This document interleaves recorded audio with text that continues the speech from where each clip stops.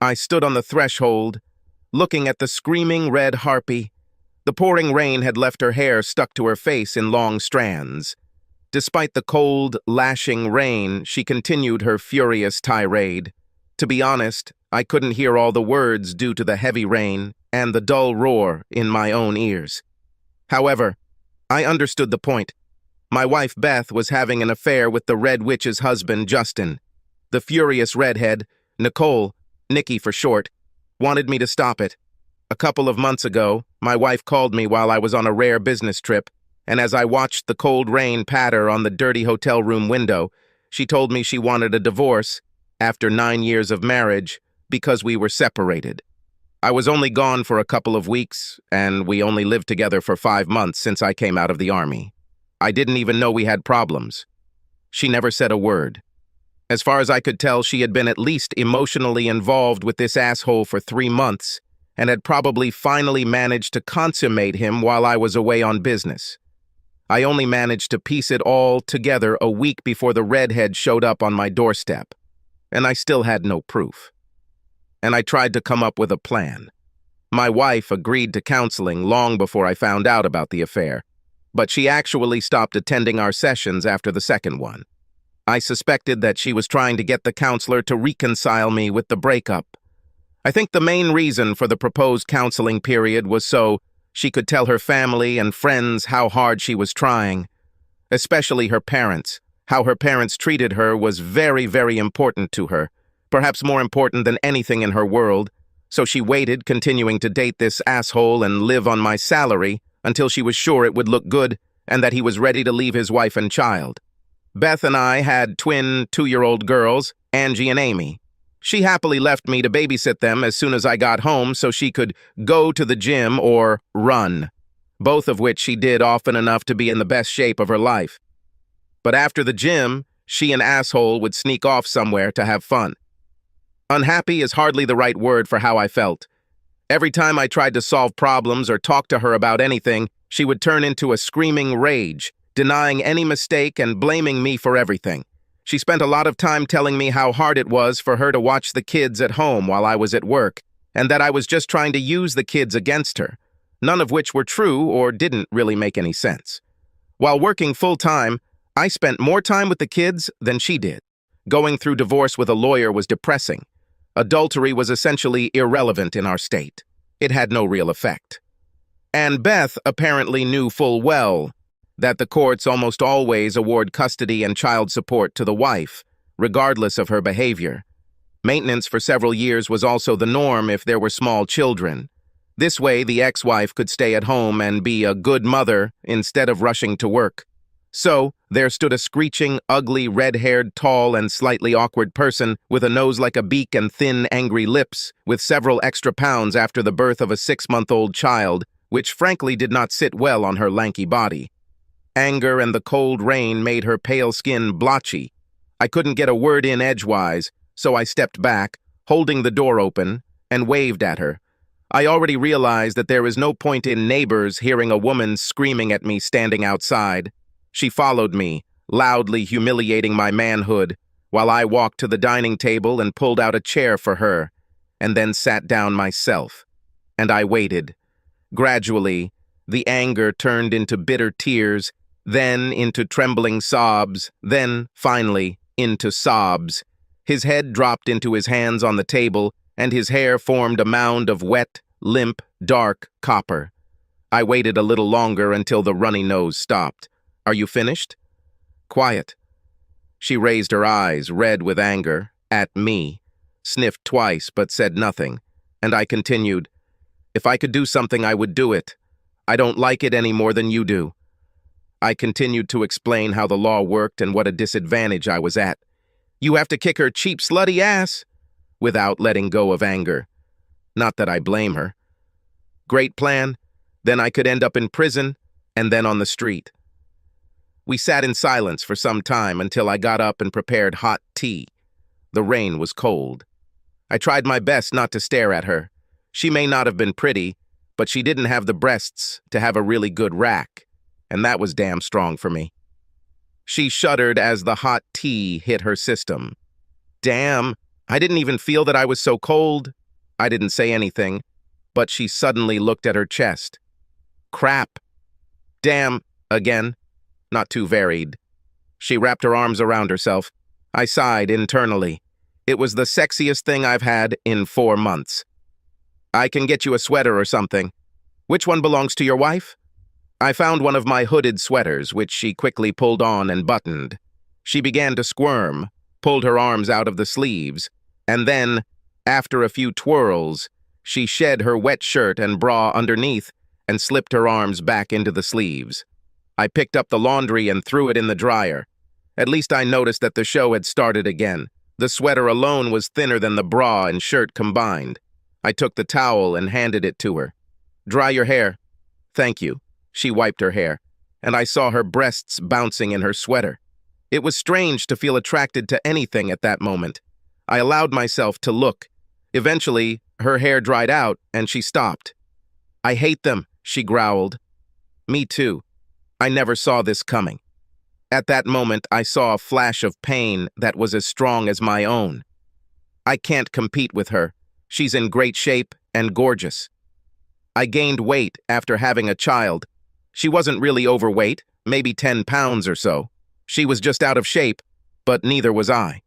But in some ways, she was right. Beth was as beautiful, blonde, blue-eyed, slender, and graceful as a woman could be. Still, Nikki needed something to hold on to. She's in good shape because she has time to go to the gym and run. And you're not fat at all. A tiny glimmer of something other than suffering burst forth. So, what's next? I shrugged. I have no idea. Every time I play this game, I come out alone, broke, and she controls access to the kids. I told her everything I'd been able to piece together. What if you had evidence of infidelity? It doesn't matter in court. They don't give a shit here. But the same things that hurt me should work in your favor in your divorce. It's unlikely. Justin works for his cousin in a construction company. Most of his salary is hidden. So there is not so much official money for alimony for me and the child. She continued. I just want to crush them. I thought for a minute. How can we harm them? She shrugged. I started to feel a little better. I finally had an ally in this asshole of a situation. Seriously, everyone makes mistakes. We just have to find them. An under-the-table salary from his cousin might be a good starting point. I thought about it. Some of the shoes that had just appeared in Beth's closet looked very expensive. This money had to come from somewhere. Something is happening there. Beth is spending strange money. She nodded with just the slightest hint of real energy. We could do this. I grinned. It will be easy. We will gather the children and sneak around like a bad mixture of Magnum P.I. and the Brady Bunch. No, my sister Angie could look after the children. She's looking after Jamie now. She paused, looking a little thoughtful. So, where are your children? They're sleeping upstairs. She looked around the room, her gaze falling on the closed front door. You have sweatpants? I'm all wet. I pulled out my sweatpants as she took off her shoes. I pointed to the bathroom, but she turned her back to me, unzipped her wet jeans, pulled off her jeans and underwear, and stepped out. She then began to rather slowly dry her legs and buttocks with the towel. The invitation was pretty obvious, and I could almost hear her nerves crackling. I felt like she was taking a risk. She already felt rejected. If a guy with a grudge, who had every reason to seek revenge and who, by the way, had been cut off from sex for so long, had rejected her, she would have been broken. I felt a surge of anger, but anger at my wife for setting me up like that. Nikki continued to say, I can't believe Justin could do this to me. I stepped forward and placed my hand on her bare thigh. She trembled and her voice caught in her throat, but she didn't move away, so I put my other hand on her thigh. I don't like you, but I hate him. She pushed me away. I stroked my thigh with one hand and unzipped my sweater with the other, tossing it to the floor at our feet. Nikki appreciated my hands. Her skin was still icy from the cold, and she seemed to absorb the warmth of my hands, and when I gently kissed her neck, letting my teeth touch her skin, her legs almost gave way. She moaned softly. A few minutes later, I picked her up and placed her on the dining table. I wasn't going to waste another minute of this encounter, as I had no idea when I would have sex again. I wanted to enjoy it. When everything was quiet, she looked at me and grinned evilly. Having cleaned myself up, I threw her jeans and panties into the dryer along with her shirt and bra, and we sat, naked, at the table for several minutes, drinking already cooled tea. She looked at me gloomily from under her tousled head of red curls. "You knew this would happen when you invited me in." "Actually, not until you took off your jeans." She giggled like a little girl. It was a little unnerving. "I was afraid that you would refuse." I grinned for what felt like the first time in forever. How can any guy turn down that? Since the birth of the child, Justin has shown no interest in either me or the child. I shook my head. I had heard of such things before, but before I could say anything, she continued, "So how could Beth, or any woman, turn her back on the sex you just gave me? You're a hell of a lot better than Justin." "I have no idea. She just lost interest in me. Justin is younger and she feels old because of the kids, I think. This hasn't happened since the twins were born. I think she felt like she needed to be more of a mom to me or something. I can't believe you can't control your wife. I still don't like you. Bastard. Bitch." There was anger in our words, but we both knew it wasn't really directed at each other. "If you really want to do something about this, see if your sister can babysit my kids with yours tomorrow night. And we better get this over with. They'll be home in about an hour, and I need to clean this room up a bit. You better use some air freshener because it smells like hot sex in here." She pulled on her clothes and ran out of the house. I cleaned the room thoroughly and put the towels in the washing machine along with the clothes. When Beth returned home, I found it surprisingly easy to avoid the late-night discussions. The arguments we always had when she denied something and lied about everything. She seemed a little puzzled by my lack of attitude. It's amazing how good sex takes the edge off resentment. She also seemed to notice the spotlessly clean kitchen. I think she made a comment about how the air freshener worked, but honestly, I didn't care. She was just as embarrassed when I missed the almost ritualistic failed attempt to kiss her goodbye when I left for work the next morning. I didn't even try, and I could tell it caught her off guard as I just headed for the exit. One way or another, I was going to quit sitting around being miserable and get it over with, whatever it was. At work, I made an arrangement to borrow a friend's car for a few months. Nikki's sister, who looked disconcertingly similar to her, stayed behind to watch the children at her house. Nikki and I went. We planned to look at his cousin's construction company trailer. If there was anything illegal there, the trail could start there. As she got into the car, she winced slightly. "Everything hurts. This is the first time I've had sex in forever, and you weren't particularly gentle. Don't think you'll get anything today." I raised an eyebrow. "Tenderness doesn't seem to be quite on your mind." She smiled slightly, despite her best efforts to suppress it.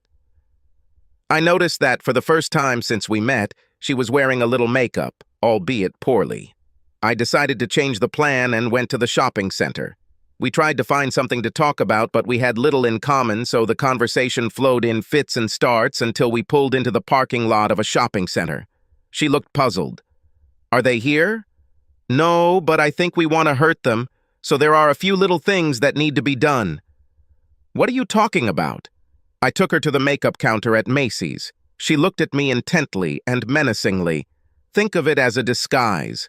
Over the next hour, the two women hovered over her and tried a million makeup combinations, resulting in a surprisingly presentable Nikki, whom they taught to apply their products. She didn't come out quite pretty, but she managed to convey a kind of smoldering, hungry sexuality. This will do. The set cost me $100 in grocery money, but I'll just skip lunch at work for the next month and I'll be fine. We walked back to the car and she was clutching the little makeup bag like it was the Holy Grail. She didn't want to like it, but she liked it. Well, what does this all mean? If we want to hurt them, you need something. Justin wants. Something he seems to have lost. And I need something that Beth will be offended and jealous of. It will be you. You hide your makeup when you come home and only wear it when you and I go out. She looked puzzled, and I explained my whole plan to her. She sat for a full minute without saying anything. Crap. It's a little complicated, and it will take a long time. I shrugged. Do you have a better plan? She smiled slightly. No. She asked me to come to my house to take off my makeup so Justin wouldn't notice. She went into the bathroom and came out a couple of minutes later with a towel in her hands, wearing nothing but an evil smile and makeup that she had to wash off. The evil glint in her eyes told me everything I needed to know about her intentions. I looked her over. I thought you told me not to expect anything. It would be a shame to waste this cosmetics.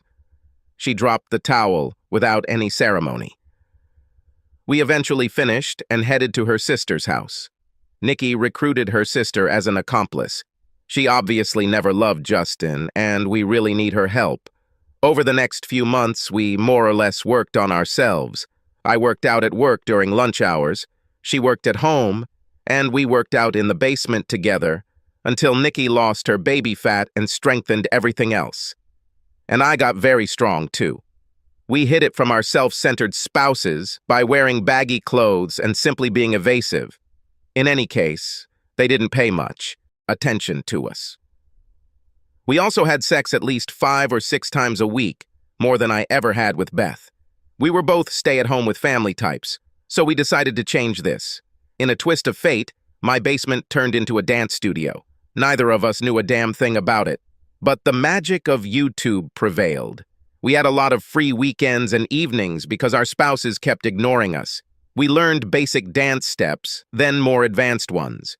We really enjoyed dancing salsa, but we had to save it for the end of our routine. One thing I realized pretty quickly was that I was playing with fire.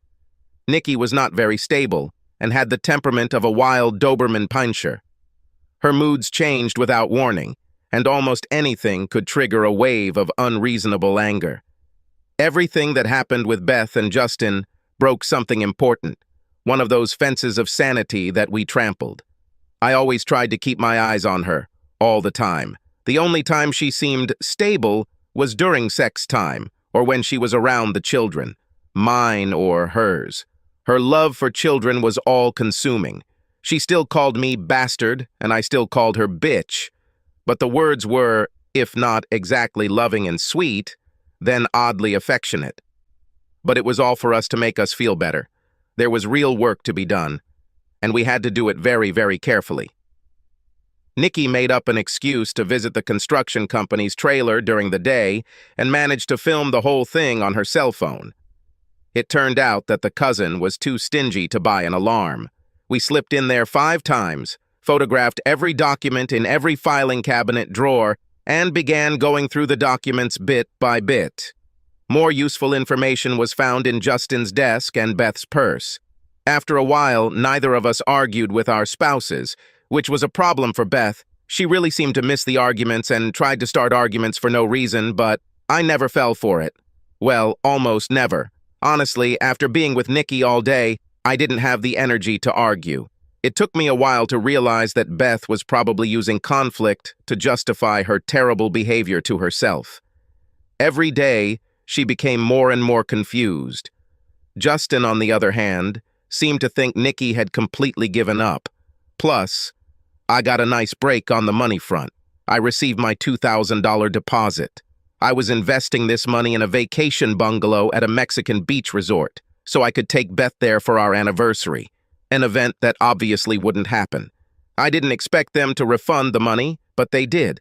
Customer relations, I think. This money will come in handy. When Beth started making excuses to stay over with Justin, Nikki and I started going to a dance club, gradually trying out the dance moves we'd learned. It was fun, but it was also stressful. Nikki's unpredictability constantly weighed on me. She was irritable at the best of times and could go from joyful excitement to almost psychotic rage without any warning if provoked. One particular night was almost a disaster and reminded me how careful I need to be. By this time, after several weeks of exercise and almost daily sex, Nikki was practically radiating sex. So it was not surprising that people would often sneak up on us while dancing. She really liked the attention, but, not surprisingly, She sympathized with her abandoned friends and tried not to show her sexuality with the guys who came with their friends. Unfortunately, some guys thought she would dance with them as excitingly as she danced with me. A couple cut us off in a small club, somewhere in the middle of nowhere. I was dancing with a girl, a cute little blonde cheerleader, while a guy was apparently trying to put his hands up Nikki's miniskirt. She twice dissuaded him, but he insisted, and I just caught her by the hair as she lunged at him. I said, "Stop!" Her claws barely missed his eye, leaving bloody marks on his cheek. With the little blonde on one side and a hissing, angry Nikki, I expected disaster immediately. The guy quickly backed away, eyes wide, while Nikki slowly turned her back to me, wrapping her long leg around my hips, pressing her groin tightly against me. "Bastard! You pulled my hair! It hurts!" She paused and then purred. "You really know what I like, don't you?" She looked at the blonde frozen next to me and winked at her. "You can get a lot better than this guy. You deserve better. He's an asshole." We went out into the street at a fairly brisk pace. It seemed reasonable considering the three guys in safety t-shirts heading our way. The parking lot was full of cars, but there were no people. After 2 rows, I saw a scratched guy and 2 other guys get out. He headed towards Nikki and his friends headed towards me. "Bitch." Nikki smiled. "I don't understand. I introduced myself to you. For this kind of behavior, your boyfriend can watch me get what's in your panties." Nikki stopped, as if afraid, and he reached out to her, preparing to grab her hands. But I saw the manic glint in her eyes when I felt the largest of the 3 approach me from behind. Nikki lunged, not with the hands he grabbed, but with her teeth. He screamed piercingly in horror and pain. I turned around.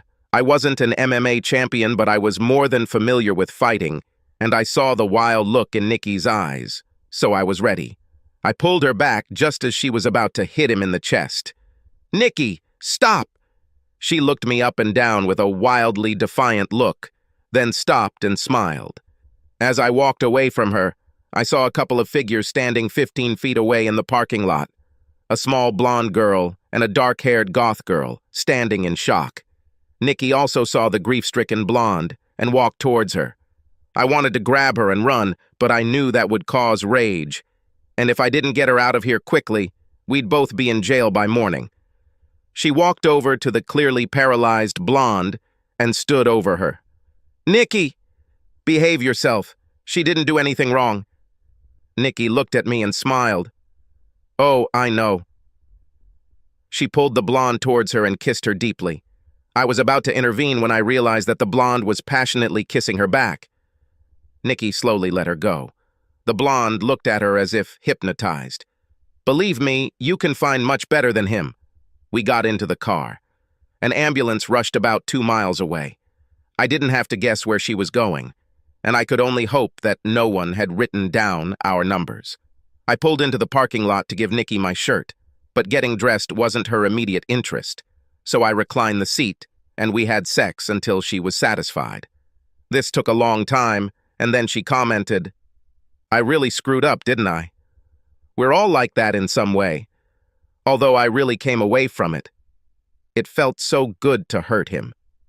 "Yeah, I noticed. It's a bit unsettling in a Hannibal Lecter kind of way. Hurting him was like having sex. I was able to just let out all my anger. He deserved it." "Well, I'm not sure the law would agree, but I think his girlfriend was okay with it." Nikki giggled. "Seriously? About hurting? Don't let me do this again. Promise me. Very seriously." Tears flashed in her eyes. "You defended yourself." "I know, but that's not the point. I wanted to hurt him. So, strongly, a lot. If it happens again, what if I can't stop? What if I can't find my way back?" She suddenly started talking like a lost little girl afraid of the dark. It honestly scared the crap out of me. Nikki probably needed some real help, medication.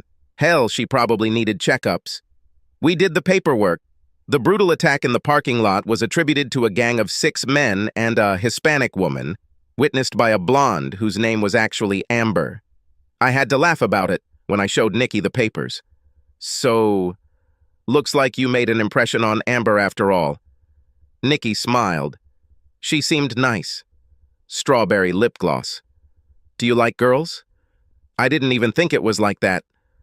I was just messing around with her at the club, but parking is a whole different story. She wanted me, I felt it. I saw it in her eyes. And since you and I have been together, I simply have no boundaries in sex." However, after this incident, Nikki seemed to be taking care of herself. Got better. Slow, uneven, but gradually better. I saw her fight to hold back the demon when it appeared. Sometimes she even won.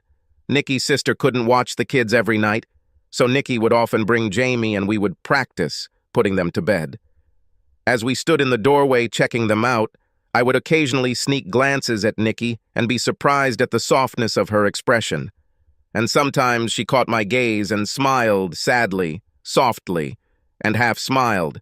At such moments, her demons seemed very far away. I knew that sooner or later something would happen. Eventually, Beth came across me shirtless and noticed that I had lost weight and gained new muscle and commented on it. I didn't turn this into an argument, put on my shirt, and left the room.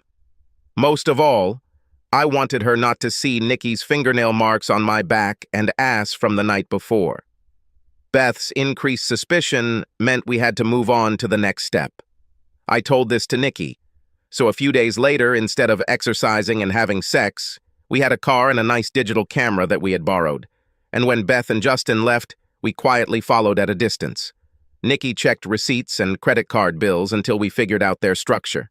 Beth was careful, but in Justin's mind, Nikki was overwhelmed, unable to defend herself, so he was careless and stupid.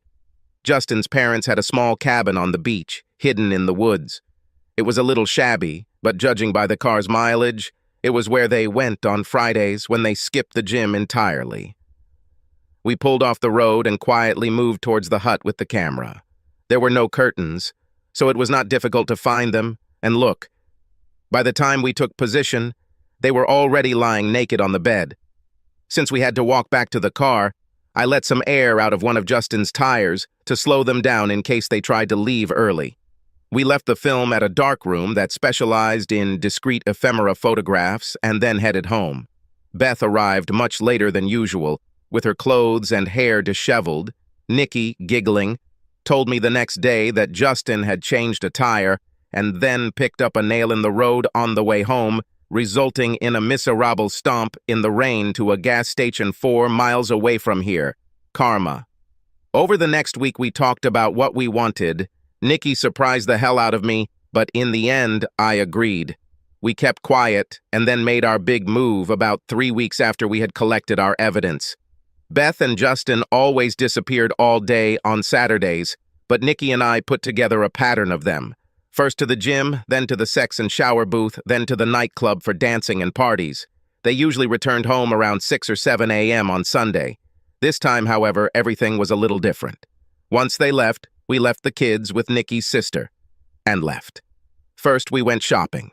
Nikki chose a form-fitting dark emerald dress with a deep, deep neckline and a very short hem. The emerald green color really set off her hair. I was wearing a dark gray suit with a black shirt. I took her to the hair salon and told them to go for it, hair and makeup. After getting dressed, we headed to the club. We walked in as if we owned the place. Technically, the bouncer was supposed to hold us up, but Nikki looked like real sex on a stick. Since part of a bouncer's job is to make sure the crowd is interesting, they let us through without even asking for a card. We were the first to hit the dance floor.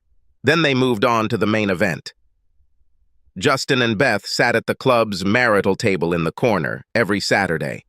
After dancing a few songs, we headed to their table, Nikki holding my hand at full length. Beth was wearing a yellow dress that I had never seen. Justin was wearing a blue suit. I'd be lying if I said Nikki looked better than Beth. Beth was tanned and elegant. However, Nikki was glamorous, and rather than looking elegant or sophisticated, she proudly wore a bad girl look of pure sex and immorality that drew glances from across the room. I pulled out a chair for Nikki and sat down myself. Beth and Justin seemed frozen in absolute shock. I looked around in feigned surprise. Very nice. Most gyms are less fancy. Justin's face darkened and he glared at Nikki. This dress. You spent money. No, I snapped with sharpness in my voice. I bought it. I threw a stack of photographs of the hut on the table. They were the ugliest ones I could choose. Most of the pictures I took were much kinder. They were beautiful people after all. I went through the stack and pulled out the worst. They looked sad, clumsy, and dirty. I got part of my deposit back for a bungalow at a Mexican beach resort that I was going to surprise Beth with on our anniversary. Since that won't happen, I decided to buy something useful. Something flashed across Beth's face. Disappointment? Maybe. Probably after learning that there was more money than she thought.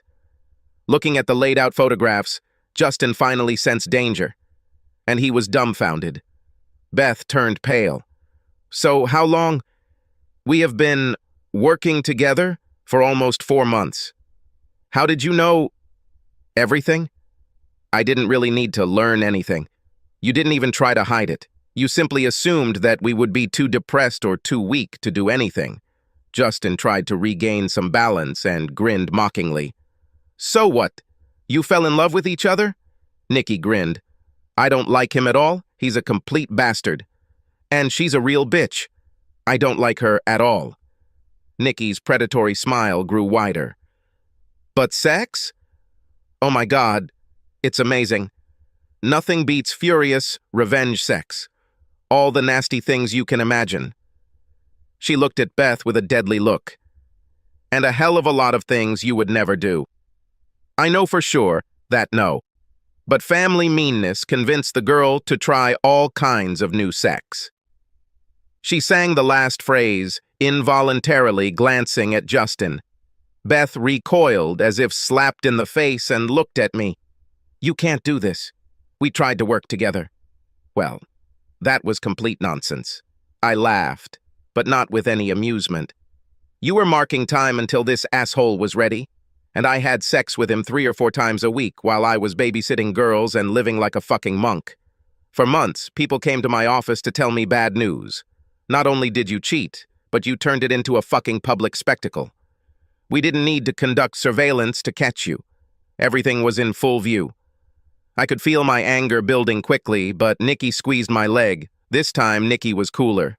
She took over. Obviously, divorces will be for adultery. It won't make any difference in money, but let's face it, it's more fair, and it will make us feel better. My new hobby will be making sure everyone gets copies of the photos and a full explanation of how you ruined your marriages, family, co-workers, employers. Hell, I'll find your first-grade Sunday school teacher. She focused on Justin for a second. By the way, I'm moving in with my sister for now, with Jamie.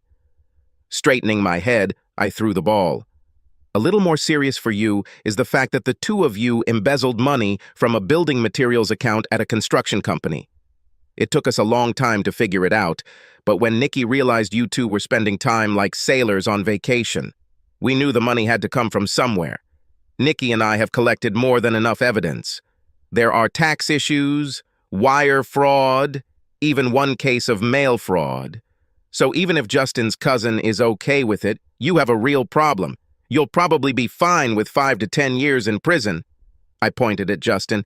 And a couple of years in prison as an accomplice for you, Beth. With her eyes wide open, Beth immediately tried to justify herself. I didn't know. I thought it was his money, so I put it in the account to protect it from divorce. I cut her off. Yes, you kept it for a friend. Besides, this puts this money on par with our divorce. If my name was on this account, I would have assumed that you had set me up. This would end very badly. Beth and Justin turned pale. I suspected they had considered the idea, but apparently decided against it. I made a counter-proposal that Nikki and I had already worked out. You have one chance for a better future, Justin. Grab it. Quit your job and head to the mountains. At least 400 kilometers. Take your car, clothes, football trophies, and yearbook. Nothing more. Not one damn thing. Nikki files for divorce. She won't get a damn thing out of the divorce anyway, considering your secret deal with your cousin. We don't testify to the cops or your cousin. If your cousin finds out about this himself and takes action, it will be your problem. I would suggest putting any money you still have back into his company account. This can make a difference in whether he starts looking for you. I looked at Beth. I'm filing for divorce. I have primary custody, no alimony, and no service, with adultery as the reason. You either agree to it or go to jail, and I just take full custody. As for all our crap, make a list of everything you want, but it better be short. You can leave your clothes, and you can keep all the damn shoes. Nicky intervened. He offered me your things, but the shoes are too small and the clothes suck. I've stopped wearing underwear around him, so you can keep your granny panties. I smiled at Nicky as Beth tried her best not to choke. I continued. Find a job, move in with your parents, or with anyone else. I don't care. You will have many visits with children. I won't block it. You are a half-decent mom. I won't even tell your parents what the reason for the divorce is. I looked closely into their eyes to make sure they were paying attention to me. Time runs out tomorrow at midnight. If Justin's ass isn't on the road by then, we'll turn it over to his cousin and the cops. The offer only stands if you both agree. Nicky leaned forward, showing off her dramatic cleavage, probably for Beth's sake. You guys have achieved one amazing achievement, the two of us. We were serious when we said that we had nothing in common. We couldn't agree on a movie, we hated each other's music, and if he talked about his hobbies, I would have fallen into a coma. And she is a petty, emotional harpy whose voice grinds along my nerves like broken glass, I added. Nicky continued, looking into Justin's eyes like a snake looking at its prey. So, when we got together and didn't figure out how to punish you, we only did one thing. We had sex. That's all that was possible. If we had dinner together, it was only to gain strength and have sex again. She looked at Beth. I can't believe you left him for an ignoramus. I'm not bluffing. If that's what you think, come with us sometime and you can watch. It will probably be even hotter. If this is at all possible. I looked at my watch and interrupted her. Remember the deal. Sorry, we have to go so I can pick up the kids. I stood up and extended my hand to Nicky. Something had changed in Nicky. Perhaps it was the clash with Justin and Beth, but the insane anger seemed to have disappeared. Just left. She was still as sexually aroused as ever, but that sparkling edge of true madness was missing. Beth almost beat me to it. I had just put the kids to bed when she burst through the front door. We need to talk. I sank into an easy chair. We should have talked months ago. Listen, can we move away a little? You can't just let this creep destroy us. Stop, I raised my hand. The only reptile who destroyed the marriage is standing in front of me. She stared at me with a particularly disgusted look, a rarity for her. You really don't understand, Beth. Compared to Justin, your destiny is simply delightful. Nicky bargained for you, cajoled and begged for you. She tried to make Justin the real villain in this mess, and you can't even imagine how hard it was for her.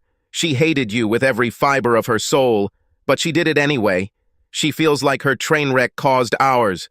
I'm not even sure I agree with this, but I made a deal. Because she begged me. I paused, drying out my anger before it exploded. Then, in measured tones, if the money laundering account had been opened in my name, or if the twins' DNA had turned out differently, we wouldn't be talking. Nicky could beg for anything, but it wouldn't matter. She blinked, suddenly realizing with horror how alone we were. How long do I have to move out? I have to give you until midnight tomorrow, just for the elegant symmetry of it all, but I'll give you a week. It will take 2 days to pack all these shoes, and God knows, I want them to disappear. She muttered something like an apology and headed up the stairs. It took her 5 days to move out, leaving me alone with the kids. Even with the twins, everything seemed pretty empty. I heard that Justin's cousin is looking for him but won't call the police. I hope Justin is hiding well. His cousin had always been violent. I may have reneged a little on my promise not to tell his cousin anything. 2 weeks after that, I allowed the twins to stay with Beth and her parents for the weekend. They clearly knew the rules, and Beth also clearly understood that the punishment for any nonsense would be a quick trip to prison. Almost at midnight, there was a knock on the door. When I opened it, Nikki stood there in full war paint and club clothes, looking almost giddy. At least someone was adapting. So she left? I nodded. Returned to her parents, trying to explain the mysterious copy of the divorce petition on which Chester was written in bright red lipstick. Thank you for sending. Nikki grinned her crazy smile. Great. I wanted to do something nice for her. Let's give them something to talk about. I chuckled. I promised not to tell Beth's parents, but Nikki didn't promise. In fact, she promised the opposite. So a whole series of packages were sent to Beth's friends and family, with photos. I doubt she'll ever really get over it. Nikki's smile became even wider. Hey, I brought a housewarming gift. I almost corrected her. In the end, I didn't move, but in a way she was right, the house seemed new. I think we could share dessert? A familiar face in a light cap peeked out from behind her. I bought cream puffs. Poor Amber. She didn't have much experience, and the two of us shared her like the candy that she essentially was. We pulled her into our storm. She was less a partner than a catalyst, on an open fire. Not that she was complaining. After everything Nikki and I had done to each other over the past months, we were able to give Amber a diploma course in pleasure. She passed out twice. Nikki smiled like the cat that ate the canary. The next morning, she helped Amber, who could barely walk on shaky legs, out to her car. A few nights later, Nikki came alone.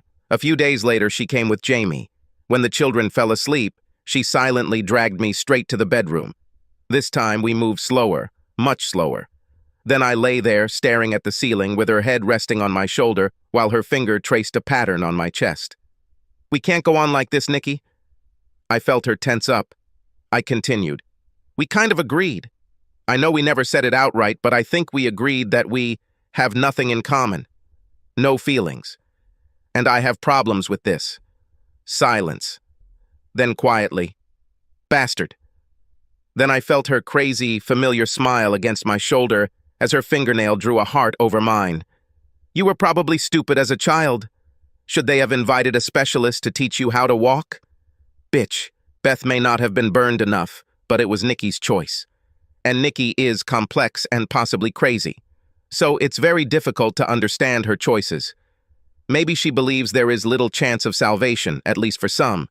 Or maybe she wants Beth to see what she's lost. Make no mistake, Beth lost everything she truly valued. Nikki made damn sure of it, and I'm sure Nikki wouldn't be as pleased if Beth was in jail. Nikki wouldn't be able to enjoy the show. Nikki will even have real control over Beth's access to her own daughters after a while. This whole thing, from that first day when she stood in the rain, had probably been her plan all along. Honestly, I'm not sure, and don't want to ask. She can simply answer. Nikki has a permanent place in my heart. She may not be as pretty as Beth, but so what? She loves fiercely and completely and will not let go until she crumbles into dust. She has brought Amber back many times, but Amber is not a threat to the relationship. She is what Nikki wants to share with the man she loves. As Nikki said, Amber is pretty much all about the treat, that extra piece of cheesecake that you can't eat on your own, but are happy to share. Nikki is just expressing her love in a slightly unconventional way. Sure, she's manipulative and crazy, maybe even dangerous, but that's who she is. Subscribe to our channel so that your second chaff doesn't cheat on you, and go ahead and listen to the next story, because this story is nothing compared to the next one. If you're under 18, don't even think about listening to the next one.